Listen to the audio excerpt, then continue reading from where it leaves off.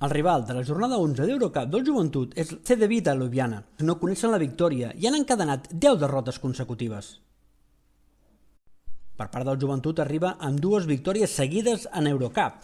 A més, recupera Vives i ja pot jugar Brosianski. Les bones sensacions dels darrers 4 partits fan ser optimista amb una rotació més que àmplia per part del Joventut i amb un joc més coral que mai. Els punts forts del CD Vita és que són molt contundents en el rebot defensiu, són grans intimidadors amb Karlo Matkovic al capdavant, defensen prou bé els tiradors i saben pressionar els bases rivals. Per compra de punts dèbils en tenen molts. Són una molt dolenta defensa, cedeixen molts rebots ofensius, sobretot els que surten llargs, forcen molt poques pèrdues, no tenen gaire pressió defensiva. En atac juguen molt poc en equip, reparteixen poques assistències, pequen d'individualistes i a més tenen un percentatge bastant dolent des del triple, 30,7% d'efectivitat.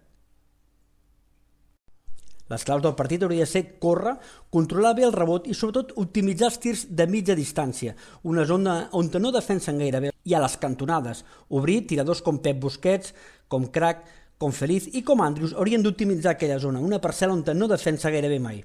Controlar el ritme de joc i vigilar el seu joc interior. Els seus pivots, encara que no sembli, poden notar i fer molt de mal, i alguna que altra individualitat, sobretot de Justin Cobbs.